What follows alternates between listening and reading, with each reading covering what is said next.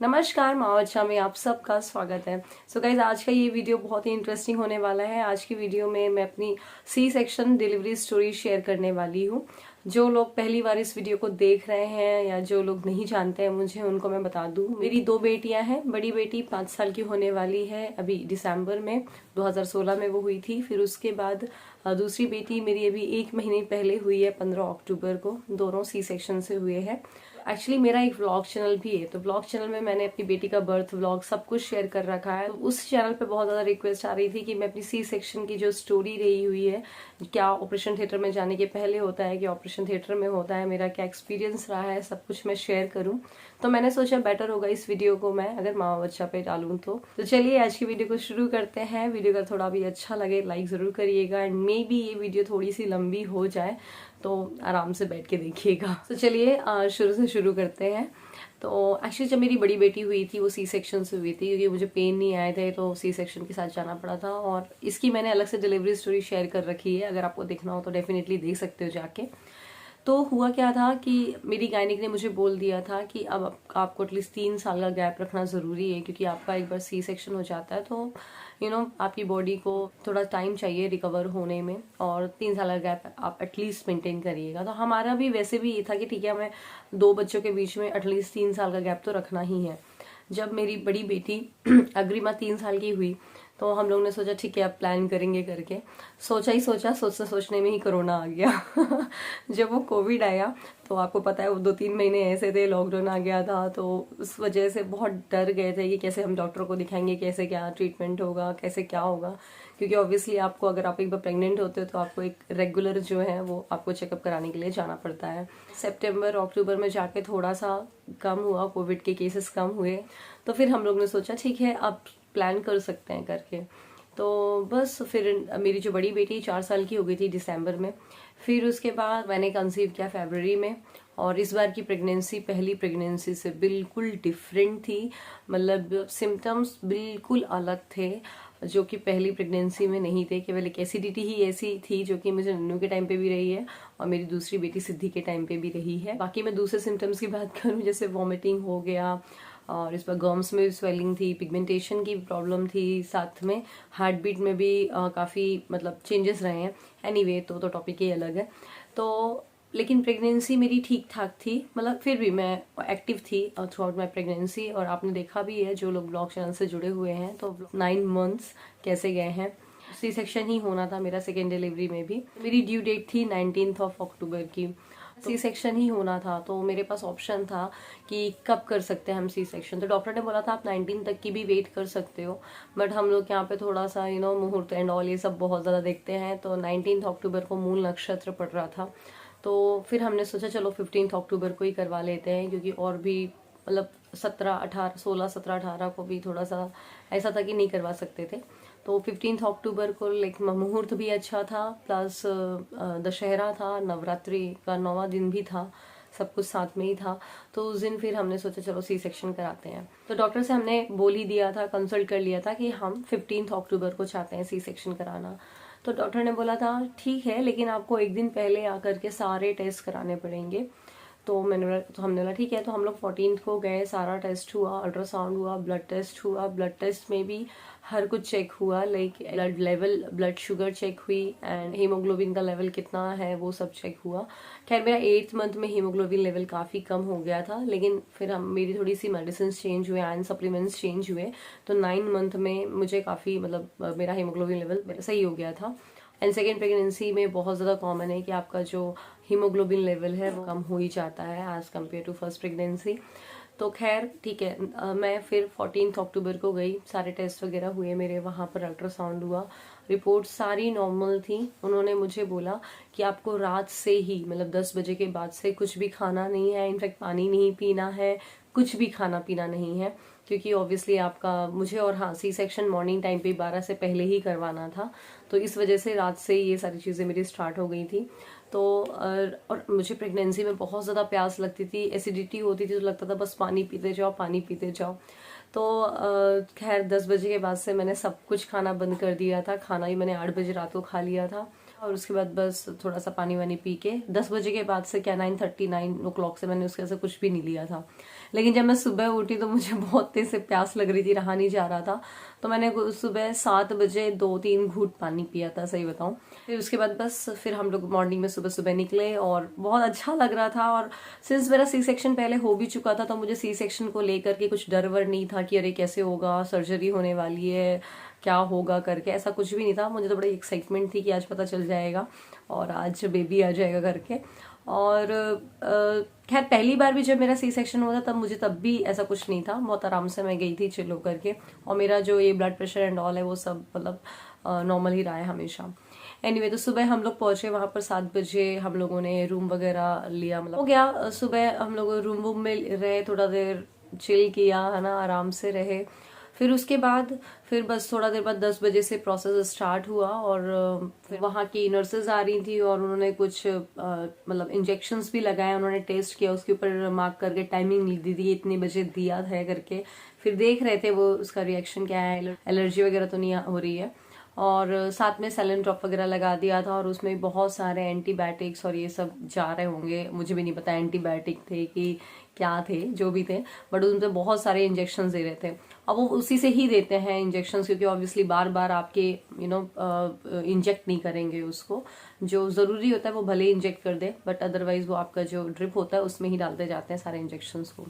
और हाँ, एक और आप बात बता दूं कि जब जिस किसी का भी सी सेक्शन होता है उसके पहले, मतलब ऑपरेशन थिएटर में जाने के पहले आपके प्राइवेट पार्ट्स को क्लीन किया जाता है, उसको हेयर फ्री रखा जाता है। तो ये होता है, हर किसी के साथ ही होता है। और इसके बाद आपकी यूरिन को कलेक्ट करने के लिए आपका ब्लैडर जो है वो हमेशा एम्प्टी रहे, तो एक बैग लगा देते हैं। आई डोंट नो उसको मेडिकल टर्म्स में क्या बोलते हैं, तो वो लगा देते हैं जिससे कि आपका यूरिन है जो वो ब्लैडर से निकलता रहे। क्योंकि ऑब्वियसली सी सेक्शन के टाइम पे और सी सेक्शन के इनफेक्ट बाद आप मूव नहीं कर सकते हो, चल नहीं सकते हो तुरंत ही, तो उसका लगाना बहुत ज़रूरी होता है। तो दो ये मेन चीज़ें होती हैं। उसके बाद ड्रिप वगैरह भी चढ़ती है। बस इसके बाद आपको वहाँ पर इसके बाद आपको ऑपरेशन थिएटर में जाना होता है।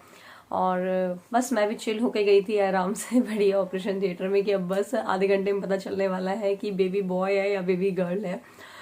फिर बस इसके बाद मैं गई और बाहर सब लोग, मेरे घर वाले बड़े पैनिक हो रहे थे, मतलब उनको तो बहुत टेंशन हो रही थी। मैं उनको बोल रही थी अरे चिल रहो, कुछ नहीं है, आराम से रहो, कुछ नहीं है। उन डॉक्टर्स का तो रोज का काम है सर्जरी करना, बहुत आराम से हो जाएगा, मैं आ जाऊंगी, आराम से हो जाएगा करके। उसके बाद मैं ऑपरेशन थिएटर में गई। तो ऑपरेशन थिएटर मतलब बढ़िया, बहुत सारी लाइट्स थी वहां पर। और नन्नू के टाइम का तो सही बताऊं, पहली बेटी के टाइम का मुझे ज्यादा अच्छे से याद नहीं है, क्योंकि वो इवनिंग मतलब रात शाम के 7 बजे मैं गई थी ओटी में और बहुत ज्यादा थक गई थी मैं सुबह से लेकर के। और इस टाइम पे मैं बहुत ज्यादा एनर्जेटिक थी और बहुत आराम से गई थी, तो इस बार मुझे अच्छे से याद है सब कुछ चीजें। तो वहां पर सारी प्रिपरेशन हो रखी थी, एक इतनी बड़ी सी ट्रे थी और उसमें तरह तरह के औजार रखे हुए थे जो हम जनरली टीवी पे देखते हैं, ग्रीन कलर के कपड़े में ही वैसे ही थे। और डॉक्टर्स आते भी जा रहे थे, कुछ थे वहां पर पहले से ही, और वो हैंड वॉश करके आ रहे थे और टॉवल से पोंछ रहे थे, सैनिटाइज भी कर रहे थे अपने हैंड्स को, मास्क कई लगा कर आ रहे थे और कई लगा रहे थे वहां पर। मतलब ये सब चीजें चल रही थी और मैं ऑपरेशन थिएटर में पहले जाते साथ ही मतलब वहां पर लेट गई थी। सारी प्रिपरेशन स्टार्ट हो चुकी थी और बस फिर डॉक्टर ने बोला शैल वी स्टार्ट करके, तो मैंने बोला बस अब स्टार्ट होने वाला है। तो सबसे पहले तो एनेस्थीसिया दिया गया मुझे। तो एनेस्थीसियोलॉजिस्ट आए, तो उन्होंने पहले तो बहुत सारे क्वेश्चन भी पूछते जा रहे थे वो साथ में कि आपको कहीं दांतों में दर्द तो नहीं है, कभी कुछ ऐसी बीमारी तो नहीं है आपको, या आप कोई रेगुलर कोई दवाइयाँ खा रहे हो क्या हर डेली पे। मैंने बोला नहीं ऐसा कुछ भी नहीं है।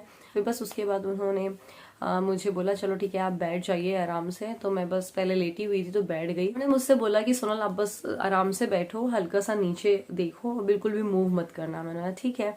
और हालांकि मुझे दोनों हाथ मेरी नर्सेस ने पकड़ रखे थे, एक यहाँ पर और एक यहाँ पर, और मैं बस आराम से बैठी हुई थी और नीचे देख रही थी। उन्होंने इंजेक्ट कर दिया फटाफट से और बिल्कुल बिल्कुल जरा सा भी नहीं हिली मैं। और फिर उन्होंने बोला ठीक है आप आराम से लेट जाओ। फिर मैं लेट गई। जैसे ही मैं लेटी फिर धीरे धीरे वहां पर ना एयर कंडीशन, बहुत ज्यादा टेम्परेचर कम था वहां पर एसी का, तो बहुत ठंड लग रही थी मुझे उस टाइम पे। बट जैसे ही मुझे एनेस्थीसिया वो इंजेक्ट किया गया ना, फिर उसके बाद मेरे पैरों में एकदम गर्माहट आने लगी और वो झुंझुनी नमनेस हो जाती है ना, पूरा लोअर बॉडी आपका पूरा नम हो जाता है। तो बस गर्माहट आने लगी और थोड़ा अच्छा सा फील होने लगा मुझे, क्योंकि ठंड बहुत लग रही थी मुझे उस टाइम पे। फिर मैं आराम से लेट गई और बस फिर आंखों में पट्टी लगा दी मेरे, और बस उन्होंने सर्जरी स्टार्ट की। तो थोड़ा सा मुझे याद है, थोड़ा सा फील हो रहा था कि उन्होंने ना कुछ तो स्प्रे किया मेरे टमी पे, जो मेरा बेली थी उस पे उन्होंने कुछ स्प्रे किया और ऐसे करते जा रहे थे स्प्रे। आई गेस वो स्पिरिट रहा होगा, ऐसा कुछ रहा होगा।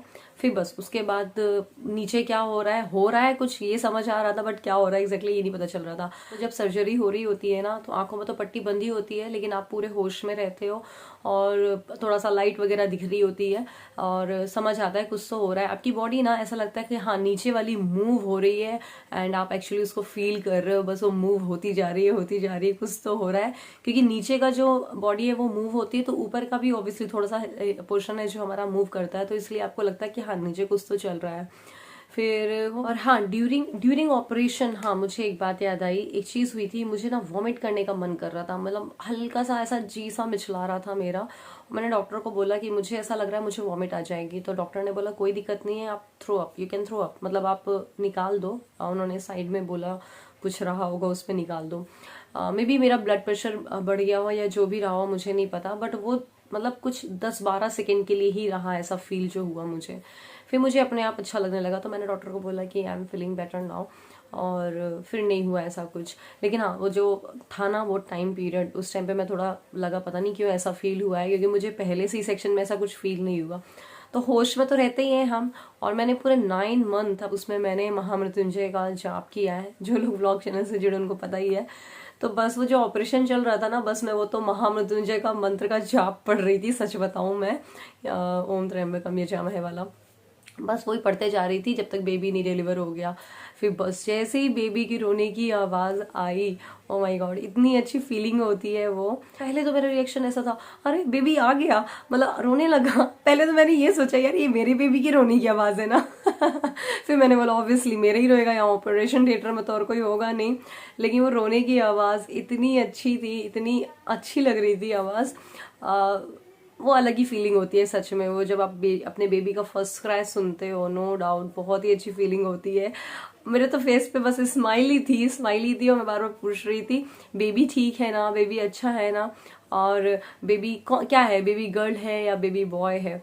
और एक और बात आपको बताऊं कि जब मेरी बड़ी बेटी हुई थी उस टाइम पे मैं पता नहीं क्या हुआ था, सो गई थी कि क्या हुआ था, मतलब मुझे नन्नू के रोने की आवाज नहीं सुनाई दी। और सेकंड बेबी जब मेरी हुई है तो इतना रोने की आवाज सुनी मैंने कि मुझे लग रहा था अभी क्यों रो रही है, अब चुप क्यों नहीं हो रही है। तो मैं डॉक्टर से बोल रही थी कि इस बेबी ओके ना, इतना ज्यादा क्यों रो रही है मतलब। तो डॉक्टर बोल रहे थे it's a good cry, don't worry, वो मतलब रो रही है, रोने दो, कुछ नहीं है।